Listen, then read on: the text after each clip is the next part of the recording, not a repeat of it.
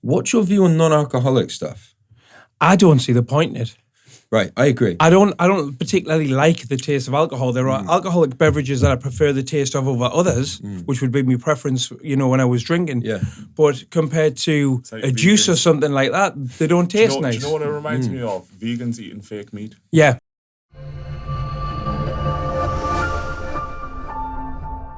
Welcome, guys. Welcome to episode 12 of Brothers of Purpose. Today we got Hedgehog Man. Great to have you on, bro. Thank you for having me, mate. Mate, it's a pleasure. I was on your recovery podcast a couple of weeks ago. First time I've met you. A lot in common. But do you want to tell everyone a little bit about yourself? Yeah, I'm from Battle Hill and Wallsend. Used to be a rave MC back in the day. Then I turned into a rapper. Then I went from that to owning a record label, then a worldwide distribution company. When CD and DVD sales dropped off and everything went digital, that went under. Now I'm a content creator. Awesome. So, wicked. Man, we've been looking forward to having you on, bro, because you've got your hand in every jar, man. We spoke about you for a long time.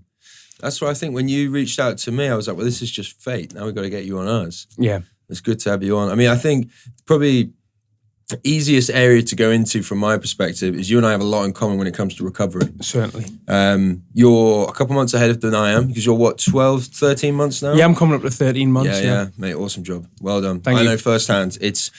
We were just talking about this. It's not that it's not easy, but it's also not difficult, is it, when you get into it? Yeah. Because life is a lot better. And I think once you manage to, or you get used to that life and you're able to sustain it and you find a way it works and you start to see the positive things happen, it's too enjoyable to go back. Yeah. Someone said to me once that recovery ruins drugs because I think if anyone ever goes back to them, you've got the information from the rooms, and you've got your recovery in your head. So it's never going to be as enjoyable. How have you found the recovery process yourself? Fantastic. Yeah. This is the first. I must have done 28 days, 28 times in the past before, and never been able to really get past it. Yeah. This is the first time I've done it with any assistance. Going to NA meetings and whatnot, and it's been the easiest thing I've ever done. Sweet. To be perfectly honest with you, but on the morning when I gave up, on the morning when I woke up and I decided that was it, like I really knew deep inside that was it. Yeah. And then with getting help and whatnot, it's been easy to maintain. And it's like you say, when you hit a true rock bottom, going back there is just uncomprehendable to me now. No, but I really get that. Yeah. Yeah. You have to make a decision. Decide, commit, succeed, innit? That's what they say. You're right. You got to make the decision, but you would have made that decision the 28 times before. Yeah, I feel like this time the decision was made for me. Yes, that's it. Than anyone else. They say when you get to that point of hopelessness, you get to the point of hopelessness where you just say, I just can't. I don't have the strength to do this anymore. Well, one thing that strikes me so much about the 12 steps is the fact that the first one is admit powerlessness or admit hopelessness. I think it's such an important step. Yeah. Oh, it's the most important step. Can you imagine if we just were taught that? Like, it would be so... Yeah, I mean, so Mike spoke to me about this, right? Mike's made the point of why is not everyone doing the 12 steps? And he's got a point, right? You go through them and it's not... It's probably because it's quite faith-led, but still, though. It can be as faith-led or as little faith-led as you want it to be. Yeah. That's the thing. If you go off the reading, then it's faith-led. But that will put some people off. So they do try and... They don't deter that, but they make it very open, which is when they refer to as a higher power, they at least I'm assuming they do this at NA as well. Yeah. They say, look, find your own higher power. So it's different for each person. For me personally, it's God. But for every person, it's different. But the fundamentals for the 12 steps is to develop yourself as a person. Yeah. So I'll be interested to see what your was opinion your is. Experience of Yeah. it? Yeah. Well, specifically actually for me, when I went into recovery, it was about me finally growing up and pushing away from, I didn't want to adult. I didn't want to be an adult. I didn't want to deal with life. So I'd be interested to see for you, did you relate to that, or what was it for you that was sort of the biggest changes? Coming into this, you were talking about how it's faith-led. Coming into the 12-step program, if you had asked me, I'd have told you I was an atheist. Yeah. Now sort of in the middle of some form of spiritual awakening, I don't think I would describe myself as an atheist anymore, but I wouldn't say I believe in God either. I'm somewhere in the middle, you know what I mean? But with me, drugs were ruining my life. You know, they were ruining every single day of my life. Not necessarily in a huge way every day, but if something ruins your life on a Monday, on a Tuesday, on a Wednesday, and it keeps going, it's ruining your life, isn't it? Yeah. And just that feeling of going to sleep at night or trying to get to sleep at night with my heart pounding at 5, 6 o'clock in the morning, not really giving a shit if I didn't wake up. I'll never miss that feeling. Yeah, man, I love that. And they say, and there's a lot of truth in this, that your worst day in recovery is better than your best day using. Yes, yeah, and 100%. Because this had stopped being fun for me a long time ago, probably 10 years ago. Yeah, it does, doesn't it? Probably more than that, to be honest with you. Why was it fun in the first place? They say nobody really sells drugs. Drugs sell themselves. True. And the reason for that is because I'm not going to pretend that when I first started taking them, I'm not going to pretend that they didn't make me feel mint. Yep. Cocaine used to make me the life and soul of the party. Fast forward 15 years, it made me sit in a room by myself, curtain twitching, watching the Ring doorbell for the people that were coming to get us. Yes, you know what I mean? Yeah, mate, I get that. MDMA used to make me feel, what is it Jay-Z says? MDMA got me feeling like a champion. It really did. I used to walk around clubs any night of the week. Yeah. You know what I mean? On various different pills, feeling like I was He-Man, Rambo, having a great time. That's so true. And that's what appealed. You know what I mean? That was the appeal of drugs. And anybody that pretends that at some point in their using they didn't make you feel amazing, of course it did, or you wouldn't have ended up ruining your life over them. Yeah, it's true. If the way cocaine makes me feel now, if it had made me feel that way the first time I took it, I'd have never taken it again. Yep. That's true. It's true. It's a gradual thing. I mean, for me, it was. I couldn't figure out where I fitted in. Yeah. So drugs gave me the ability to remove the social anxiety, walk into a room, and I used to pride myself on, by the time I leave this room, even though I don't know anyone, everyone's going to know me and I'm going to get on with everyone. Yeah. Because that's what it allowed me to do. But it was all fake, it was all bravado, it was all these masks that were coming on. But that's how it was. But that changes because the social aspect completely goes away. Yeah, it becomes unsociable. 100%. It goes from, if I bring this coke out with me, I'm going to have to share it with someone, to I've been up for 2 days, I'm anxiety ridden, I can't even leave the house. So I'm curious, obviously going sober, coming away from addiction, you might still obviously feel like an addict. So like you said in the last podcast, being an addict in recovery rather than I'm no longer an addict as such. Yeah. 100%. The thing that I'm curious about is, did it turn your perspective on drugs as a whole? As in, like, do you see potheads differently? Or do you see a problem with just the drugs that you were taking? No, I see a problem with all drugs. Yeah, with all drugs, including alcohol. Alcohol being one of the worst. If not the worst. I lost my best friend to alcohol. You know what I mean? And, I saw something online recently and it said, alcohol is the only drug where you need an excuse not to use it. Somebody says to you, do you want to drink? And you go, no, I don't drink. They say, oh, why not? Yeah. If I said to somebody, do you want some heroin? And they said no, I wouldn't say, oh, why not? Yeah. No, you're right. Alcohol, I'm more biased towards having an issue with alcohol because my dad. Yeah. But I agree. And also from what I saw in rehab, I tell you what, the damage I saw people coming in that place off alcohol was so much more because severe. of how much it's celebrated. Oh, of course. Alcohol apparently has all the characteristics of a Class A drug. So if alcohol was to be classified now, it would be under the same controls as heroin. But it's also the dependency your body builds up to it, which is the dependency. Well, both? It's with the tolerance, but the dependency. I saw people coming into this rehab that they couldn't stop drinking or they would die. Yep. And the medication they had to be on, like, to return them, they went through 2 weeks of hell before they could even start to feel normal. Yeah, wow. And that and opioids, those were the two most severe detoxes I saw in there. I mean, so for me personally, I don't have a huge. Well, no, I do have an issue with drugs. I have an issue with the misinformation around them, and I have an issue with how they're abused. But drugs themselves, I wouldn't say I'm anti-drugs, because for a lot of people, they don't have an issue with going out and doing some coke at one point, or going out and maybe every now and then going out and getting on some pills. Yeah. If you can do that, in my opinion, okay, do it. Just for me, I can't. My body doesn't work that way.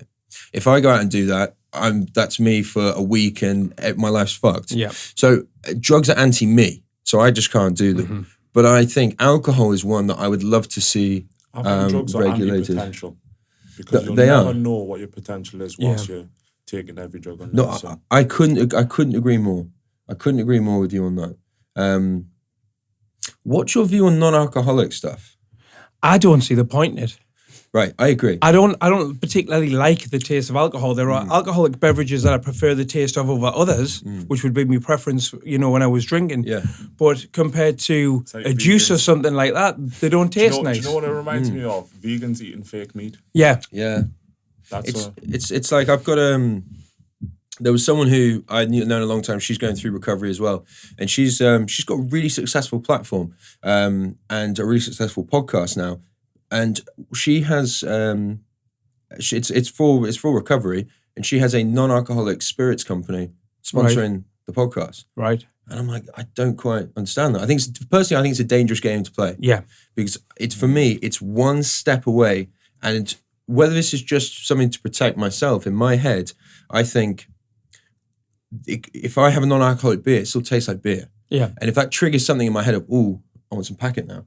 So that's why for me, I'll never go there. So I think it's a dangerous game. Also, the calories as well in non-alcoholic beer are absolutely ridiculous. Didn't know that. Definitely not touching them now. Compared to normal beer. Really? Yeah, they're absolutely ridiculous. I didn't know that. I was in Vegas in September, and a friend of mine that lives out there, Nicola, she's an OnlyFans model. And I was staying with her, and she's trying to give up alcohol as well.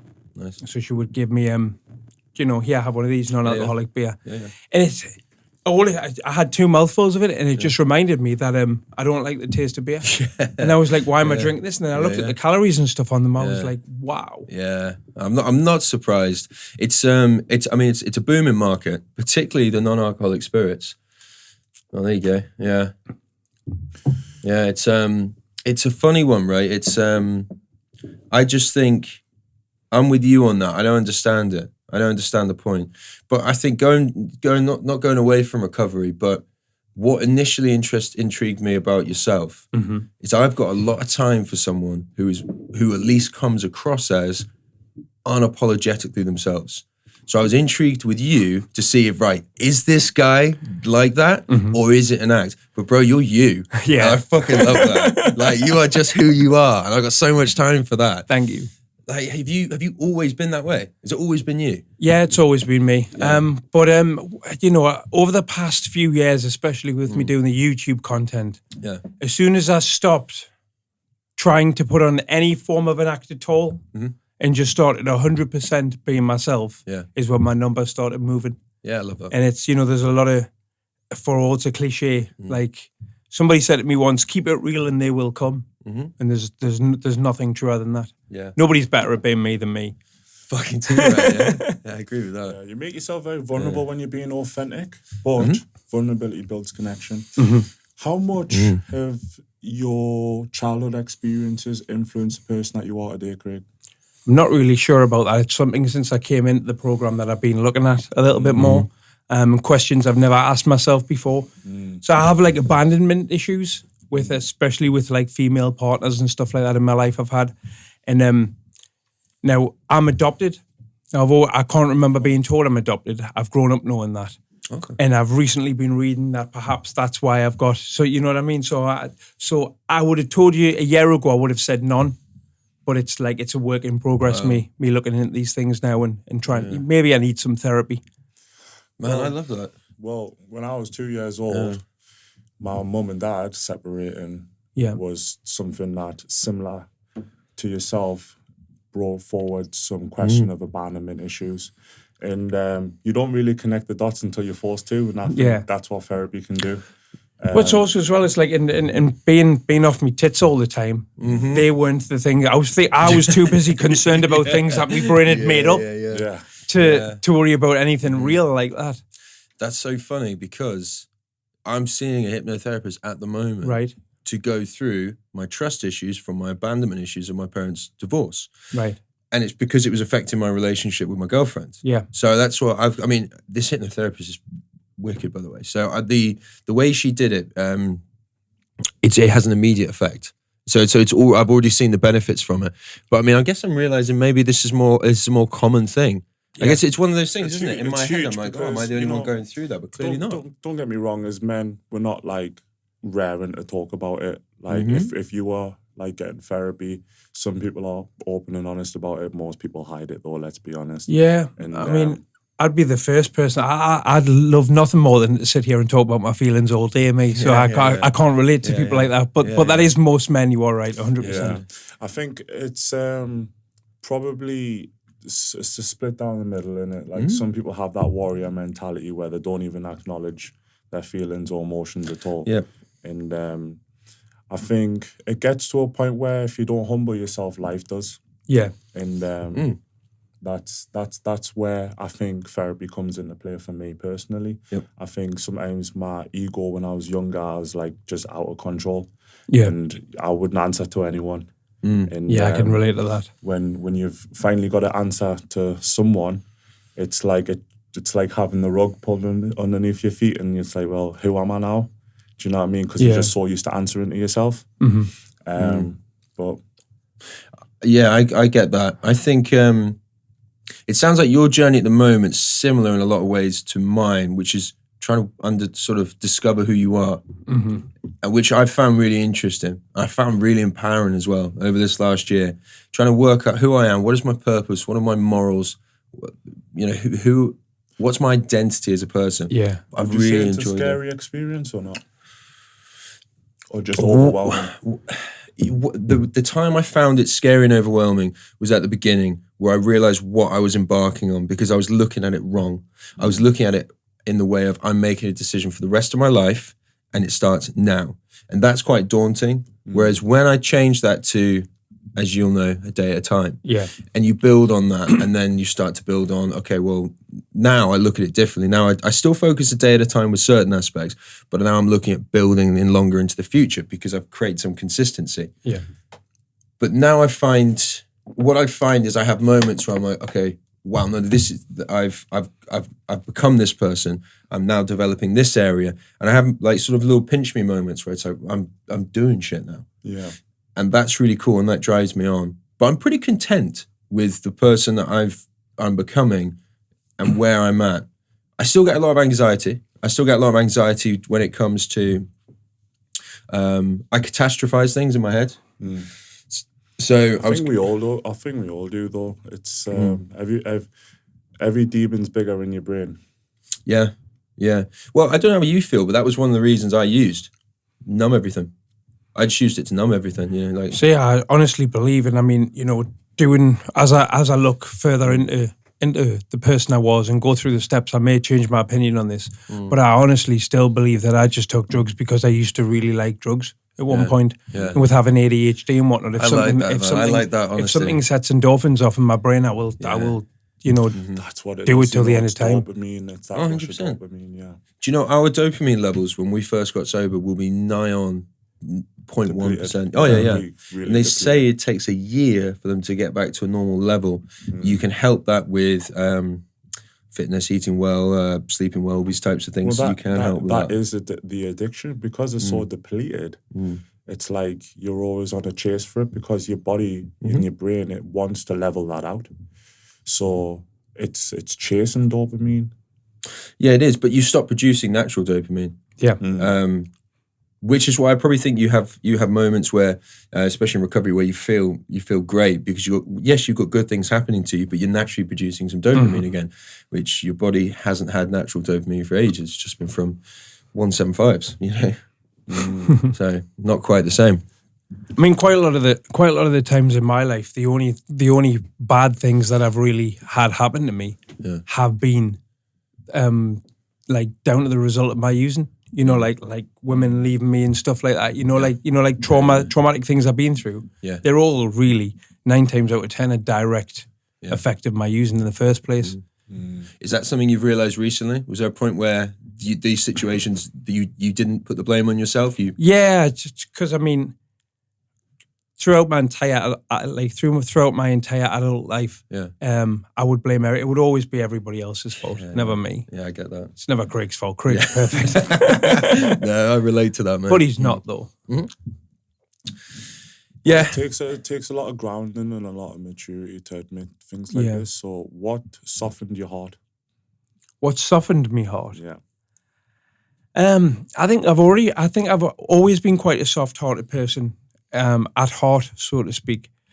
It was more so the drugs that would harden my heart, if that makes any sense. No, it does. And you know, like the person I am today, I've always known was there. Yeah.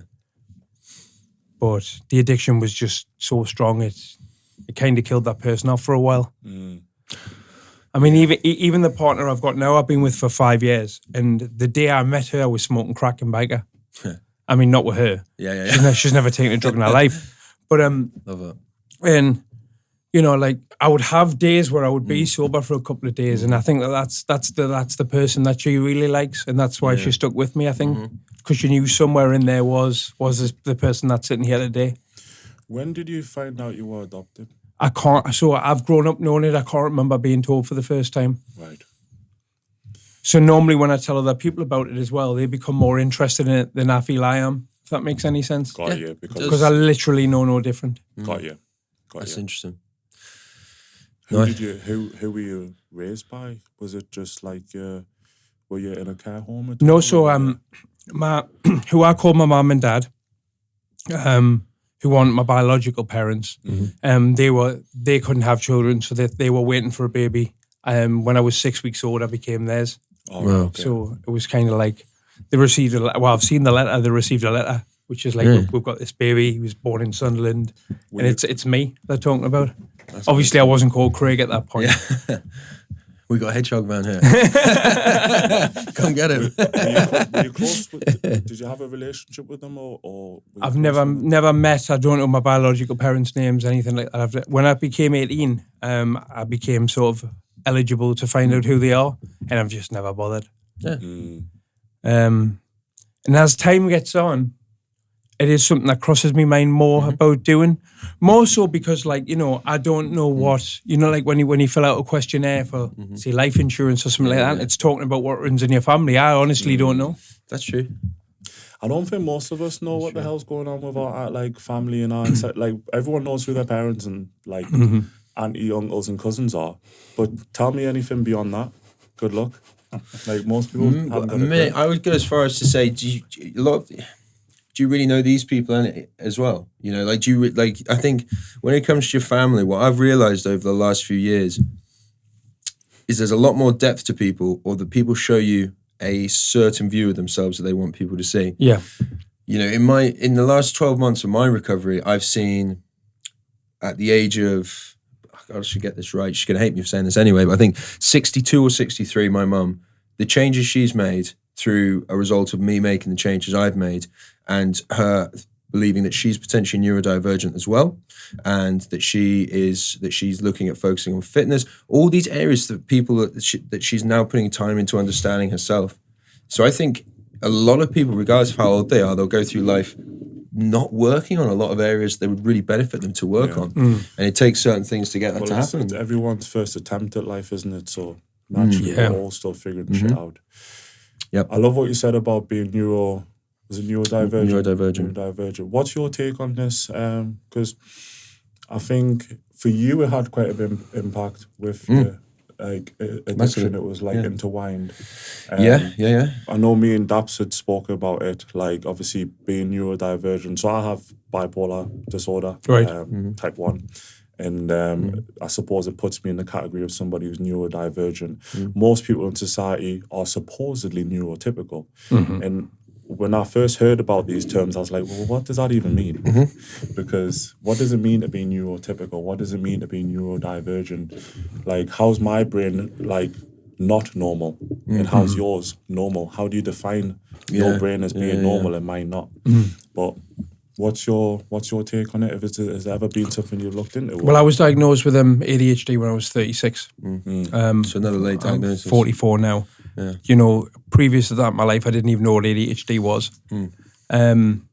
And since going to get my medication recently for ADHD, I'm now being assessed for autism as well.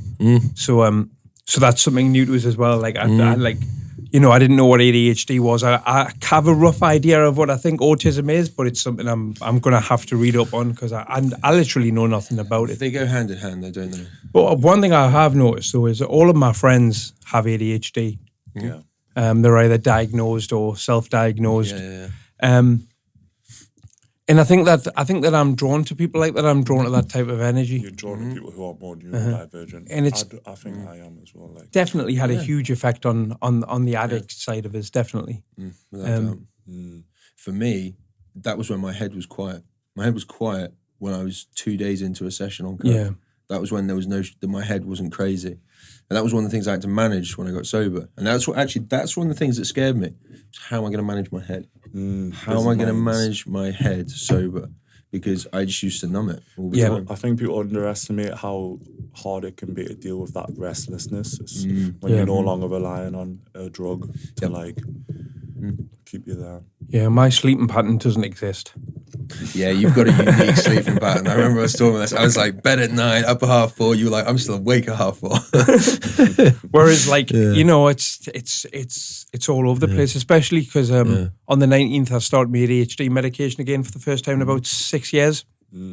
And that's my sleeping pattern's even more all over the shop. I spent all day yesterday in bed, got up about 6, went to bed again at 10, and I've been up since 5 this morning. So it's all over the place.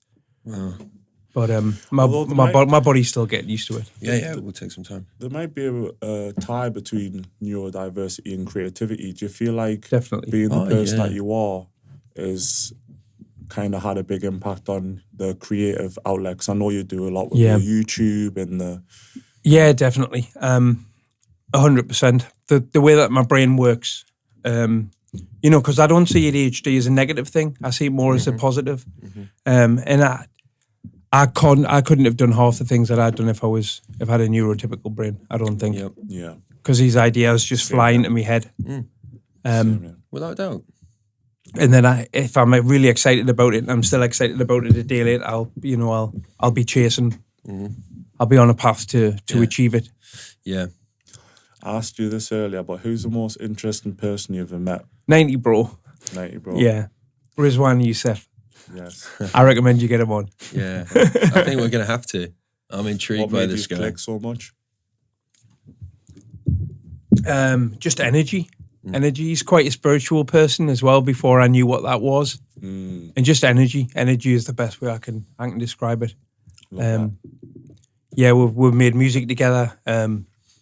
You know, we've been to festivals together. Just also, I've been to a festival sober with him. What has he taught you about spirituality that you thought you would never learn from someone like him? See, because it's a funny one, spirituality, isn't it? Meeting him made me realise that spirituality exists. Do you know what I mean? It's like I say, like as somebody who would have called himself, I would have called myself just a straight up atheist a year ago. I like the look of this guy. He's a dreamer. Have you done a lot of festivals? Not as a punter, no. Oh, but you played it a lot. Yeah, we played quite a lot of festivals back in the day. But I'm not a camping kind of guy. So like I've been. I think I went to Leeds not last year. Was it last year or the year before? Perhaps. Well, no, I was still drinking, so it would have been the year before, and you know, I stayed in a hotel. I'm not a type of person. Yeah. If there's one thing that I would like to have done, I won't do now. I'm sober, but I would like to have done Tomorrowland. I would like to have gone to Ibiza. I've never done them. Yeah, you can do them sober, you know. I could, but it'd be a completely different experience, you know. But I can do them sober. I could See, go there. I find nights out are a very similar experience, if not better, sober now. I've got huge respect for you for that, because I maybe I'm not at that point yet, but I go out and I've been on a few nights out. I get sick of drunk people, but you seem to be in your element. I've seen the stuff you post, and it's crazy. I think in what you maybe observe a little bit more, but I think for yourself, Craig, you're very authentic to yourself. Yeah. So it's like in that environment, you're able to be a chameleon as such. Yeah, I'm louder. I'm louder sober than I am on drugs. But it's like, drunk people are annoying, but you can fuck with them when you're sober. That's true. That's very true. Yeah, true. What was it like building this audience and community that you've built up over time? Accidental, to tell you the truth.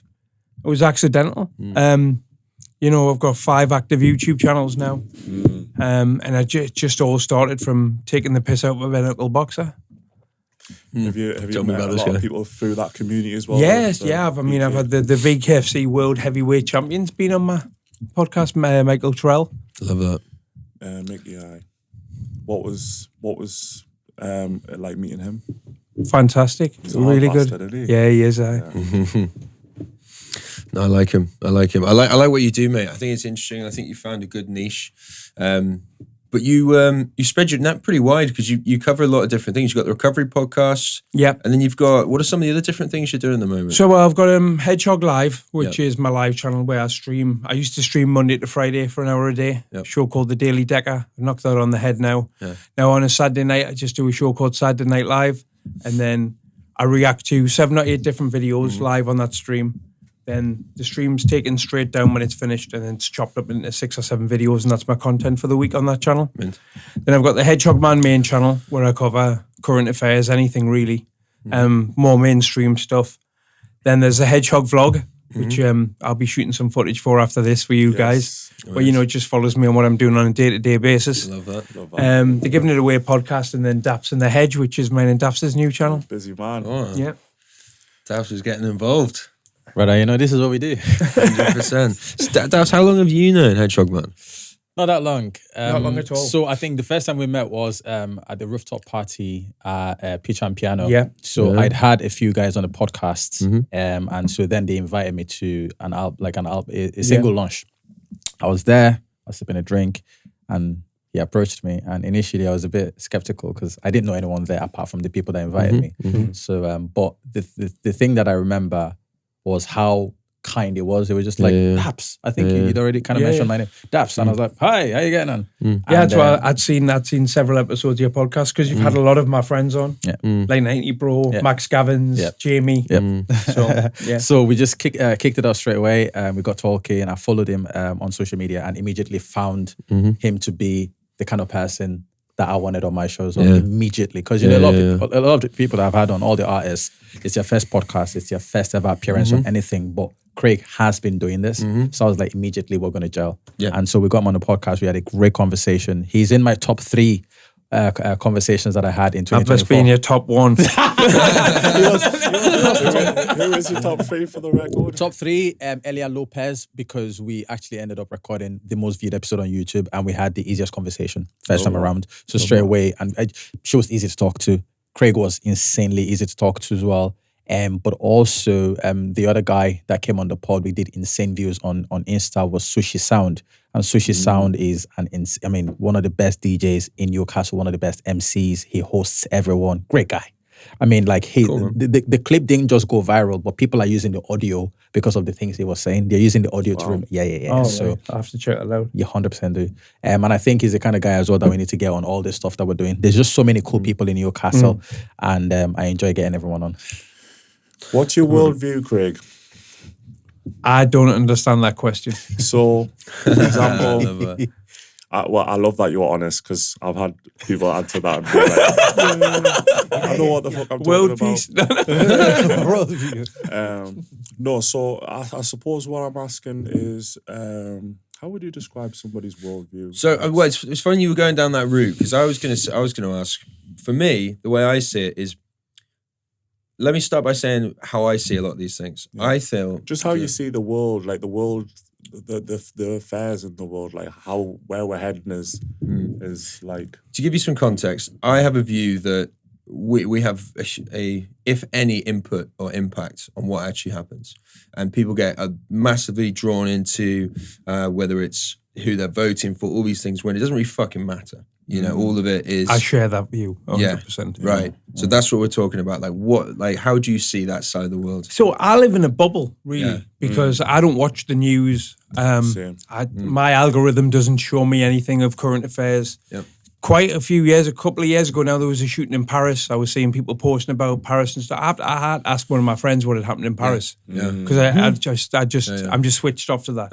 And I'm a firm believer that, you know, like, even like with you know, people talking about immigration and stuff like that now, like, I'm like, this doesn't affect me. I don't know if I live in a strange part of the country, but I've never seen an immigrant. Like, I don't know what these people are talking about. So, like, I was like, if something affects me, if something affects my actual day, then I might look more into it. Do you know why I love that? Because it's minding your own business. Yeah. And also, like you say, people get so lost in it, so caught up in it. And I'm really warming up to this same viewpoint that you have, where it's like none of it actually matters. None of it matters. To me, it certainly doesn't. No. Yeah. You just, all you can, so I've said this and I've been pretty vocal on this. Like, we get shafted left, right and centre. Whether it's taxes, whether it's just the overall environment that we're in. It's not built for us to succeed. It's built for us to sustain a standard of living that is most likely going to deteriorate over time. Yeah. It's getting harder generation beyond generation. So if you focus on that, it's really fucking bleak. And then if you focus even more on the actual elements of it and you try and choose sides, which doesn't matter because they're the same in my opinion, again, you're not going to get anywhere. The best thing, I agree exactly with what you're saying, focus on what can I do? How can I make the best for myself and for the people I care about? And if I create something good enough, hopefully I'll be able to bring up the people around me. Yeah, you got to I had somebody, I went to school with, unfriend me because I shared a Donald Trump meme. Yeah, mate. I was like, I've known this person for 30 odd years. And it's like, they now no longer want any communication with me. Over the president of a country they've definitely never been to. You know what I mean? I'm just like, you know, like, and I was like, have you unfriended me? And just, and I was like, look, I don't care enough about this to argue with you. Yeah. You know what I mean? It's crazy. It's crazy the views people get and they get so passionate about it. But it's like, how is it benefiting you? Do you think that there's something involved there though, and it's far easier for somebody whose own life's a right mess? This isn't about the person that unfriended me. To try and sort out world problems as opposed to their fucking own. That's a very valid point, because before your house is in order, what do people do? If it's not, it's like, if your house is not in order, mediocrity is the norm. So you're actually like searching for like fucked up shit 100%. To associate yourself with. And that's why people get so vocal about like stuff that massively is not even like important. Like, I had a friend the other night pull me aside. It was New Year's Eve. I was wearing this jumper and he was like, look, I need to talk to you. And he was deadly serious. And I thought, oh shit, what have I done? And he's like, do you know what Balenciaga means? And I was like, it's the designer's surname, isn't it? And he's like, no, Bal means this, and Orga's such and such a language for this, and do you not realise that that's like all that's all to do with the Illuminati? And then I was just like, mate, piss off, will you? I like the jump though. Yeah, mate. I've had it wearing my Canada Goose jacket. I've had people really be vocal about it because of the goose fur and stuff they use. It's inhumane, all of this. It's like, come on, you know. Wow. And people have these views, and look, I respect anyone's view. I respect what their opinion is. Don't expect me to share the view. Or certainly share your energy for it. Exactly. You know, it's like I'm just indifferent. Like, I just let people believe what they want to believe. Yeah, you got it. Yeah. Like, I'm you got it. Like I say, 99% of these subjects I don't care enough to argue with somebody about. So I'm just like, cool, man, care. cool. Yeah, I couldn't care. You know what I mean? They'll send me something this long, having a go at us, and I'll just be like, okay, cool. Yeah. Well, what is it? I think it was Keanu Reeves. He said something where he goes, he's got to a point in his life that if someone says 1 + 1 is 3. he'll go, "Yep, great." Yeah. You know, No, he can't be asked to argue with that person. He's happy with that. He's like, cool, honestly, man. it's a mentality you need to have because people sometimes work harder to justify their own stupidity. Like more effort will go into justifying their stupidity. So it's the viewpoint you need to adopt sometimes. Do you know, I had someone reach out to me. They were intrigued about recovery. They've been a friend of mine for years and years. They were interested in the recovery side of what I was doing. They had a load of questions. But do you know what made me laugh? They said, it's taken me this long to reach out to you because I didn't know if this was all an act that you've been doing for the last year. Mm-hmm. If this was just your next business venture and you were just doing this as an act. I was like, wow. I was like, that says a lot about what you thought of me years before. Yeah. But also there was probably a degree of manipulation, well, 100% actually, is be accountable on that, of the person I was before. But it just blew my mind that this person thought all of this and everyone I had on, this was all an act. Wow. You know? Wow. But that shows you what happens. Just turning the page on the script. Yeah, exactly. Yeah, and cut. But it shows you like how people's perception of you like changes once you're like in a addiction. Yeah, we were talking about this a couple weeks ago. Yeah. You know, friends of mine that I upset in my days of using it are still getting back in touch with me now, and it's taken over a year because it's been, like I say, it's been a million times I've said, right, this is it, I'm going sober, and it's not lasted longer than a month. So, you know, it's the boy who cried wolf, isn't it? Oh, you can't expect people who have seen, you know, they've been a bystander for 10 years of watching you basically destroy yourself and everything. Yeah. Oh, shit. That's why the 12 steps are so important, because without the 12 steps, you would still seek that validation. Yeah, no, you're right. So the point of the 12 steps is removing the ego, removing the control, and keeping your side of the street clean. And there's a certain process, and there's a reason you do it in chronological order. A lot of people say you have spiritual awakenings going through it. I did have a couple myself, specific points. Some of them are seriously tough. You know, you go through step 4, which is you write down all the different areas that. One of them is people you've harmed, your sex conduct, your fears, and your resentments. And you write down all these lists, and you're suddenly going through your life, and you write down all the people you've harmed, your fears. I imagine surrendering control is such a hard one because, like, even I've really struggled with that. Like, you try and control your situation, your circumstances, sometimes even people. And, you know, the funny thing about control, or at least that I'm finding, is it's an illusion. You can't control nothing if everyone dies. Like, if everyone goes out, we all go out the same way. Yeah. So it's an illusion. If you think you can control outcomes, it's like, what outcome are you controlling if you're going to die anyways? Well, when it's all inevitably the same. Yeah. It's an illusion. But that's sort of the notion that helps me. I think, and I'm not naive to the fact that this is just something that helps me deal with that concept, which is my path's already written out for me. Yes. All I've got to do is take the steps. Like, it's already written out for me. What will be, thy will be done. But it takes a lot of humility to be at peace with that kind of... I think, you see, yes, but my argument is I try and not be as selfless with that, and I try and say that, yes, it does take humility. Because people want favourable outcomes. But actually, it's still quite selfish in my eyes for me to think that, because it allows me to be content going through the day. So it's a selfish thing because it helps me. So it's not like I'm just saying it's all out of my hands. I'm saying I need to know that this is out of my hands so that I can get through that day. So because that's what it does. It helps me. It helps me sort of manage outcomes. If something happens, go, cool. Well, this is going to work out in some way. I don't know what way, but I have to believe it is going to work itself out. Yeah. But I'm starting to see that stuff happen. What's your plans then? What have you got? Because you're a busy guy. You've got a lot going on. We spoke about some stuff before. You've got big goals, big ambitions. But what does 2025 look like for you? 2025, I'm going to just keep creating content the way I have been. I've got the new projects with DAPS I'm very excited about. I'm going to try and I'm in something that what's like referred to as the dark corner of YouTube. And I'm trying to branch out of that. And I feel like, you know, for all I got into this corner of YouTube by accident, I feel like it's been great because I have, that daily show, we did 400 and something episodes of that. And I'm far more comfortable now sitting talking to a camera than I was when I started. When I started, I would finish a live stream, I'd be sweating and stuff. You know what I mean? I'd be doing like 2 hours prep for it beforehand. Now I can just sit down, hit live, and make good content. Yep. So just keep doing that. Really. I bought a car yesterday. Well which I've not had one since before lockdown. I need to pass my test because I drove for 12 years without a license. Because nice one. Being in active addiction now, and the ego was like, I don't need a license. You'll be all right. It'll be all right. So 1 5-year ban later, and here we are. So you got a 5-year ban without having a license. Yeah, my 3rd ban as well. That's well done. Well, I got the 5-year ban because I got driving well spanned. Yeah. So I got done for drink driving. It's 3.5 times over the limit. That got me a year ban on a provisional, and then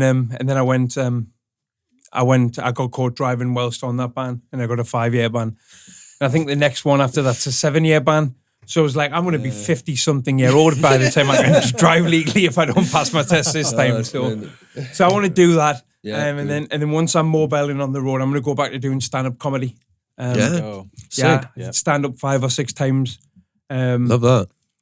I think that must take balls to do that. Yeah, so and I want to go and do that out of the city in other cities, which obviously I need transport for. And if a gig's if a gig's no money, I'm quite happy to drive myself there and back and do it just to gain the stage experience. Yep. Yeah, love that. Comedy's a minefield. It's hard. Like I'm sure I'll die on that hill and saying comedians are probably some of the smartest people on the planet. Fact. 100%. You've got to understand a lot about yourself, about audience, the psychology behind people. It's just the introspection. You're literally dissecting all these small little nuances to create a laugh. Yeah, like that's. I mean, I've only done stand up 6 times, and I've never bombed. Every single joke I've ever written's got a laugh.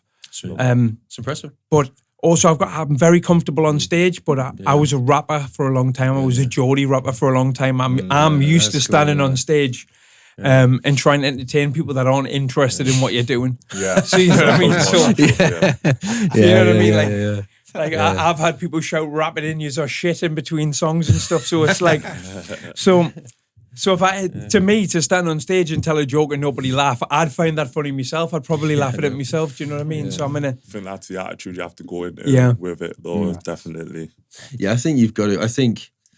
Got to be able to laugh at yourself. Yeah, you do, because you can't take yourself too seriously. You can have high standards for what you want. Yeah, but you can't take yourself too seriously because. Who is your favourite comedian?